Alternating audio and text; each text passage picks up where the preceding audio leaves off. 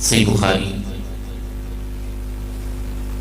اور دیگر احادیث مبارکہ کی کتابوں میں یہ آتا ہے کہ اللہ کے پیارے نبی کو چند منظر دکھائے گئے۔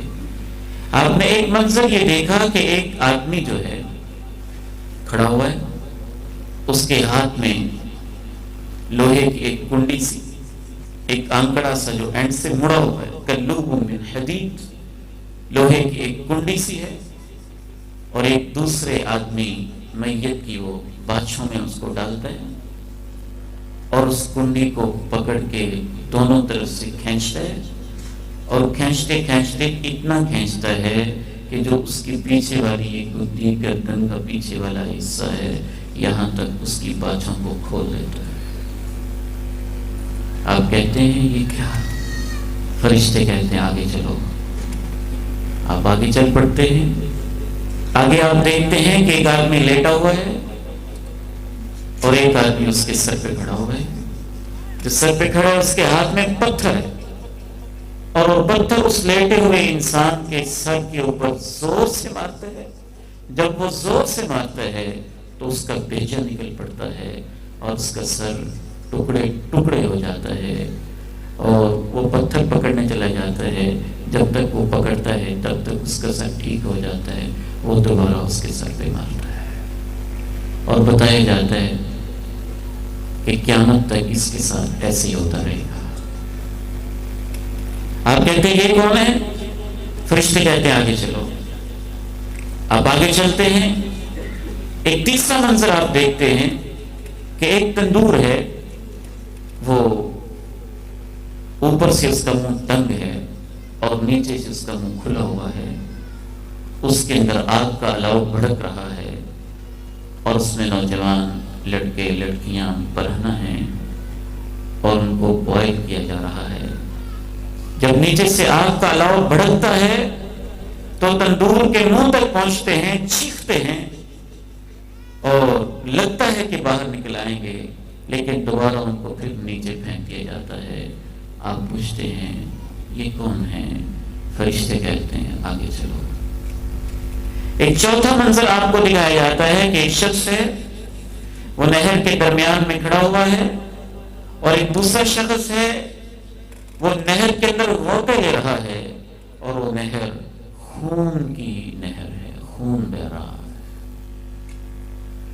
غوطے لیتے لیتے جب وہ باہر نکلنے کی کوشش کرتا ہے تو جو اندر آدمی کھڑا ہوا ہے اس کے ہاتھ میں کچھ پتھر بھی ہیں، اور جب وہ نکلنے کی کوشش کرتا ہے تو زور سے اس کے قریب جب پہنچتا ہے تو وہ اس کے منہ میں ایک پتھر ڈال دیتا ہے اور خون کی نہر میں دوبارہ اس کو ڈوبنے کے لیے پھینک دیتا ہے۔ آپ فرماتے ہیں یہ کون ہے؟ پھر فرشتے کہتے ہیں اب ہم آپ کو بتاتے ہیں کہ یہ کون ہے۔ فرشتے بتاتے ہیں کہ وہ شخص جس کی باشوں کو چینا جا رہا تھا، یہ وہ شخص تھا کہ ایک ایسا جھوٹ گھڑتا تھا کہ وہ جھوٹ آفاق میں پھیل جاتا تھا۔ یہ لفظ ہیں آفاق، دنیا کے کونے کونے میں پھیل جاتا تھا۔ میں آج آپ یہ حدیث پڑھ رہا تھا تو آفاق کے لفظ پہ غور کرتے ہوئے میرے ذہن میں بار بار خیال آ رہا تھا کہ عہد نبوی کے اندر جو جھوٹ بولے جاتے تھے وہ پوری دنیا کے کونے کونے میں نہیں پہنچتے تھے۔ آج جو جھوٹ بولے جاتے ہیں وہ فیس بک کے ارب سے زائد یوزرز تک چند منٹوں کے اندر پہنچ جاتے ہیں، جو چند ٹکوں کے لیے فیس بک پہ جھوٹی خبر لگاتا ہے یا ایڈٹ کر کے اپنے چینل پہ جھوٹی خبر لگا دیتا ہے یا کسی چینل پہ چلا دیتا ہے یا اخبار کے تراشے پہ چڑھا دیتا ہے، اپنی جھوٹی صحافت کو چمکانے کے لیے اور اپنے چند لائکنگز کو بڑھانے کے لیے، چاہے وہ اللہ کے نبی کا امتی ہے۔ اللہ کے نبی کا فرمان تو یہ کہتا ہے کہ اس کو جھوٹ کی سزا مرنے سے لے کے قیامت قائم ہونے تک عالم برزخ میں ملتی رہے گی۔ بتایا گیا وہ جو لیٹا ہوا تھا یہ وہ شخص تھا جو فجر کی نماز سے غافل رہتا ہے، جان بوجھ کے مطلب ہے کہ سویا رہتا ہے، اور وہ شخص جو تندور کے اندر برہنہ نوجوان لڑکے اور لڑکیاں تھے، مرد اور خواتین تھے، یہ وہ لوگ تھے جو آپ کی امت میں سے زنا کرنے والے اور بدکاری کرنے والے لوگ تھے۔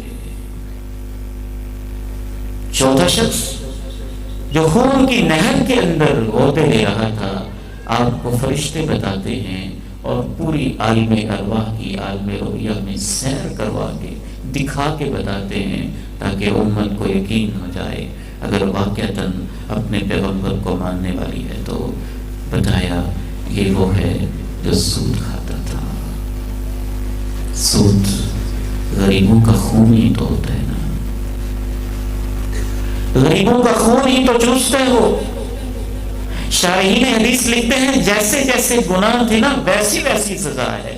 یہ باچھے پھلا پھلا کے جھوٹ بولتا تھا تو اس کی باچھوں کو چیرا جا رہا ہے، وہ لیٹا رہتا تھا تو اس کو لٹا کے اس کے سر کو کچلا جا رہا ہے، اور وہ جو ہے ایک خاندان کو آگ لگا دیتا تھا اور عزتوں کو لوٹ لیتا تھا، اس کو تندور کے اندر پھینک کے سزا دی جا رہی ہے، اور وہ غریبوں کے خون چوستا تھا تو اس کو نہر کی ندی کے اندر غوطے دیے جا رہے ہیں۔ ایک اور بدترین چیز جو عذاب قبر کا باعث بنتی ہے، پاکی پلیتی کا خیال نہ کرنا، پیشاب کی چھینٹوں سے نہ بچنا، یہ بھی آپ نے دیکھا تھا۔ ایک اور عذاب جو آپ نے دیکھا تھا وہ ہے چغلیاں کرنا، غیبتیں کرنا، لوگوں کو لڑانا۔ معاف کیجیے گا، میں سمجھتا ہوں اس کے اندر وہ مولوی بھی آ جاتے ہیں جو فرقوں کو لڑاتے رہتے ہیں۔ کام ہی لڑانا ہے، امت کو لڑانے کی ضرورت نہیں ہے، امت کو اکٹھا کرنے کی ضرورت ہے۔ خاندانوں کو لڑانا، بھائیوں کو لڑانا، بہنوں کو لڑانا، فرقوں کو لڑانا، مصالح کو لڑانا، کفار کے خلاف جہاد کے علاوہ لڑانے کے لیے ہر قسم کی کوشش جو زبان سے کرتا ہے، چغلیاں کھاتا ہے، اس کو عذاب قبر کے اندر شروع ہو جاتا ہے۔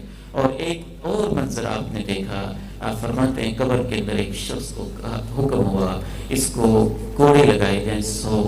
جب ایک کوڑا لگایا گیا تو ایک کوڑے کی وجہ سے اس کی قبر آگ سے بھر گئی۔